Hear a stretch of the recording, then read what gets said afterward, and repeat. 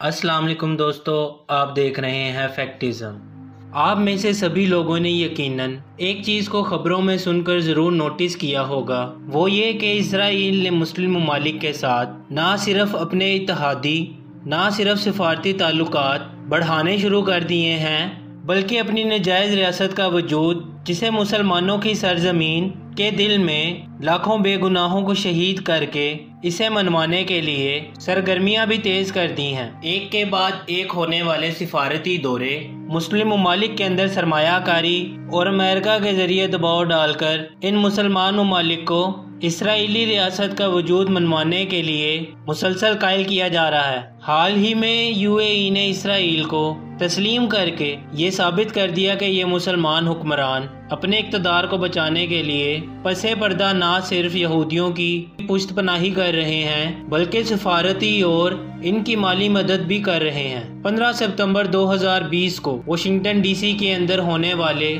मुआहदे के बाद Bahrain Israel के वजूद को तस्लीम करने वाला चौथा इस्लामी मुल्क बन गया है, जिसके बाद हाल ही में इजरायली वजीर आज़म और सऊदी वली अहद शहजादा मोहम्मद बिन सलमान की एक खुफिया मुलाकात जो कि न्यूयॉर्क सिटी के अंदर हुई, जो कि सऊदी अरब के अंदर एडवांस तरीन और वेस्टर्न कल्चर पर तैयार होने वाला एक ऐसा शहर है जिसे इसराइल फंड करके सऊदी अरब के अंदर ना सिर्फ अपना असर और रसूख बढ़ाना चाहता है, बल्कि सऊदी अरब का ये हिस्सा इसके ग्रेटर इसराइल के मंसूबे के अंदर भी शामिल है, जिस पर इसे कब्जा करना है।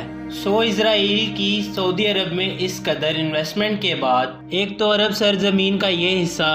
मुआशी तौर पर इसराइल के कंट्रोल में चला जाएगा और सरमायाकारी के बदौलत सऊदी अरब इसराइल की कभी खुलकर मुखालफत भी नहीं कर सकेगा। और दूसरी तरफ से सऊदी अरब ये भी चाहता है कि अगर ईरान की तरफ से या फिर तुर्की की तरफ से इन पर कोई भी दबाव डाला जाए तो ये लोग इसराइल की पुष्पनाही हासिल कर सकें। इसके साथ साथ सऊदी अरब को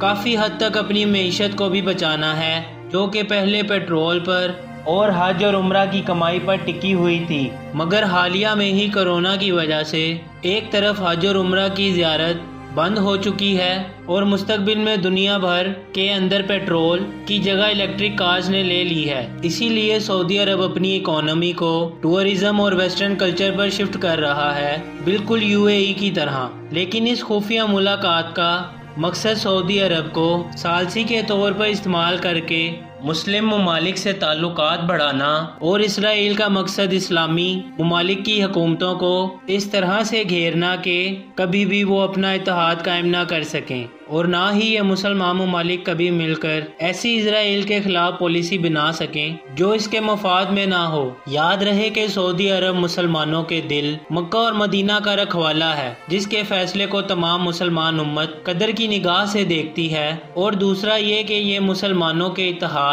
यानी OIC का सरबरा भी है। सऊदी अरब एक ऐसा मुल्क है जिसकी वजह से कई मुस्लिम ममालिक इसराइल को तस्लीम कर लेंगे। सऊदी अरब इस मुलाकात की मुसलसल तरदीद कर रहा है और इसे सिर्फ अफवाह कह रहा है, लेकिन इजरायली वजीर आज़म नेतन्याहू की फ्लाइट टिकट और रूट की इंफॉर्मेशन से ये बात साबित हो जाती है कि ये मुलाकात खुफिया तौर पर हुई है और इजरायली सरजमीन और मुसलमानों से गद्दारी की गई है। इस काम के लिए इजराइल की साजिशें पहले से ही जारी थीं, मगर अब अचानक इनके दरमियान इस कदर तेजी के पीछे एक बहुत बड़ी अहम वजह है, जिसका जानना आपके लिए इंतहाई ज़रूरी है। मुसलमान उम्मत को कमज़ोर से कमज़ोर तर करने के बाद ये एजेंडा बज़ोरे बाजू मुसलमान ममालिक के अंदर सरमायाकारी करके अमेरिका के ज़रिए इन ममालिक पर प्रेशर डालकर या किसी और वजह से मजबूर करके नाफिज किया जा रहा है। मैं आपको ये बात वाज़ेह कर दूं कि मुसलमान उम्मत और मुसलमान हुक्मरान दो बिल्कुल अलग अलग चीज़ें हैं, क्योंकि मुसलमान उम्मत कभी भी इसराइल को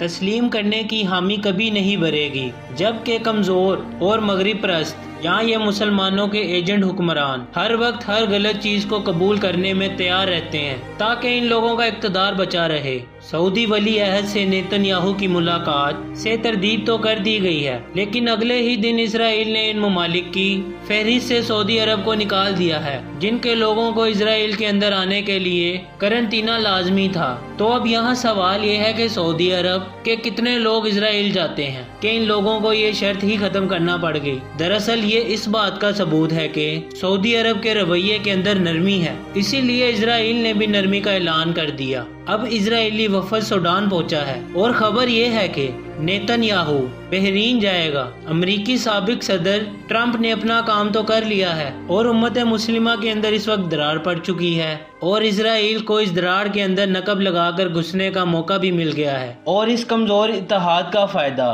वो डिवाइड एंड रूल की सूरत में उठा रहा है, यानी कि एक एक कर मुसलमानों को तोड़ देना और फिर इन ममालिक को एक एक कर तबाह कर देना। जैसा कि हुजूर पाक सल्लल्लाहु अलैहि वसल्लम की हदीस मुबारका है कि मुसलमान तादाद के अंदर बहुत ज्यादा होंगे मगर पानी में तिनकों की तरह बिखरे पड़े होंगे, क्योंकि अल्लाह ताला इनके दिलों के अंदर वहन को पैदा कर देगा, यानी दुनिया से मोहब्बत और मौत से नफरत। यहूदियों को कोरोना वायरस की सूरत में एक तो वैक्सीन बनाकर अरबों डॉलर कमाने का मौका मिल गया और दूसरी तरफ जब कोरोना पेंडेमिक के बाद मुस्लिम ममालिक की मईशत गिरने लगी तो इसे सहारा देकर सरमायाकारी के जरिए अपने ज़ेरे अतात लाने के लिए और इनके कमज़ोर इत्तेहाद का फ़ायदा उठाने के लिए इसराइल को इससे अच्छा मौका कभी नहीं मिलने वाला, ताकि जब वो मस्जिद अक्सा को शहीद करके और तीसरी मर्तबा हैकल सुलेमानी को तामीर करें तो इन मुसलमानों का इत्तेहाद मिलकर इन पर किसी जंग या जहाद को मुसल्लत ना कर सकें। जी हाँ, यहूदियों का ये मानना है कि तीसरी दफ़ा हैकल सुलेमानी की तामीर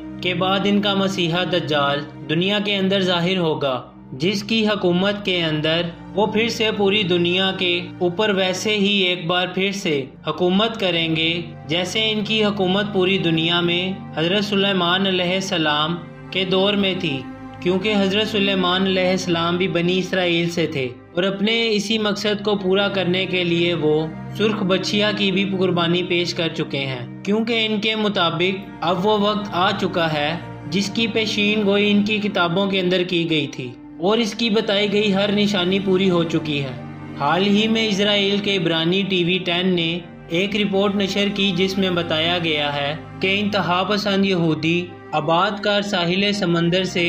हैकल सुलेमानी के लिए पत्थर जमा कर रहे हैं। टीवी रिपोर्ट के अंदर इंतहा पसंद यहूदियों की जानिब से मस्जिद अक्सा के जारी करदा नए नक्शे भी दिखाए गए हैं और कई शक्लों पर मुश्तमिल इन नक्शों में मस्जिद अक्सा का कोई वजूद ही नहीं है, लेकिन इसकी जगह हैकल सुलेमानी को दिखाया गया है। इन नक्शों को जारी करने का मकसद ये साबित करना है कि यहूदी अपने तौर पर मस्जिद अक्सा को शहीद करके इसकी जगह हैकल सुलेमानी की तामीर का मुकम्मल मंसूबा तैयार कर चुके हैं। इस रिपोर्ट के अंदर एक फौजी कर्नल का बयान भी है जिसमें इसका कहना है कि मस्जिद अक्सा के हवाले से यहूदियों में जो कुछ हो रहा है वो आलमी जंग का बाइस बन सकता है और इसी बगावत को रोकने के लिए इजराइल ने मुसलमान ममालिक के अंदर अपनी कार्रवाइयाँ तेज कर दी हैं ताकि किसी भी तरह से इस आलमी जंग को रोका जा सके जो कि आलमी तबाही का बाइस बनेगी। और आप जानते हैं कि मुसलमान सिर्फ ऐसी जगह पर इकट्ठे हो सकते हैं जहां पर जब इनके किसी मुकद्दस मुकाम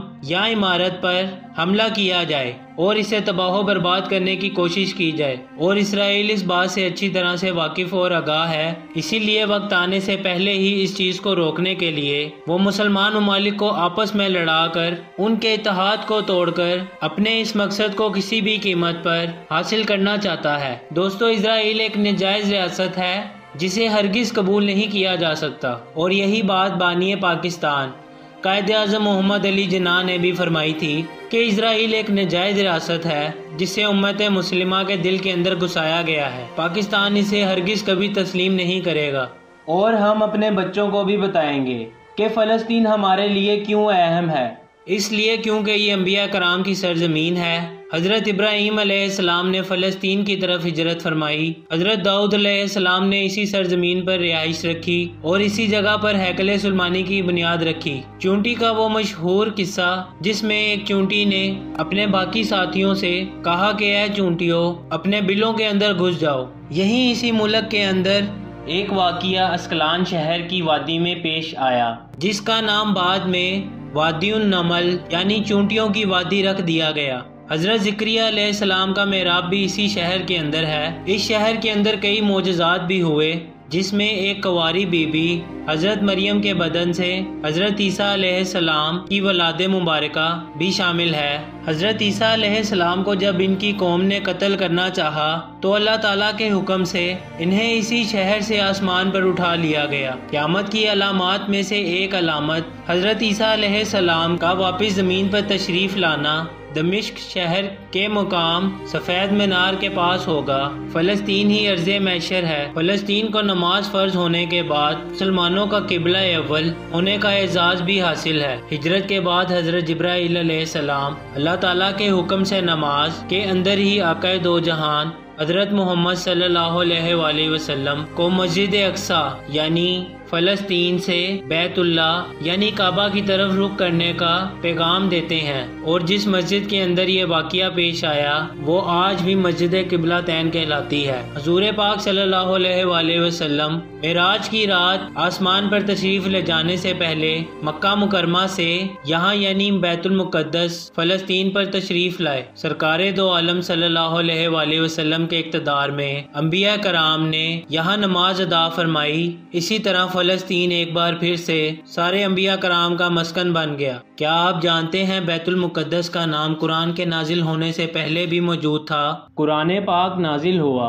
तो इसका नाम मस्जिद अक्सा रखा गया, जबकि इससे पहले इसका नाम था कुद्स, जिसे हासिल करने के लिए और रोमियों के जबरो जदल से बचाने के लिए 5000 से ज्यादा सहाबा कराम इसी सरजमीन पर शहीद हुए, और शहादत का ये बाब आज तक बंद नहीं हुआ। ये सिलसिला अब तक चल रहा है। इसीलिए ये शहर शहीदों का शहर है। ये इसलिए भी अहम है क्योंकि कुर्बे क़यामत के हालात के अंदर और क़यामत की निशानियों को लेकर इस शहर का किरदार निहायत ही अहम है। इसलिए यहूदी इसे हर कीमत पर हासिल करने के लिए कुछ भी करेंगे, जो कि वो कर रहे हैं। अल्लाह ताला हम सबको समझने की तौफीक अता फरमाए। मुझे उम्मीद है कि आपको आज की वीडियो से बहुत कुछ सीखने को मिला होगा और ये वीडियो आपको पसंद आया होगा। अगर ये वीडियो आपको अच्छा लगा तो इसे लाइक कीजिए और मजीद इस तरह की इंफॉर्मेटिव वीडियोस के लिए इस चैनल को जरूर सब्सक्राइब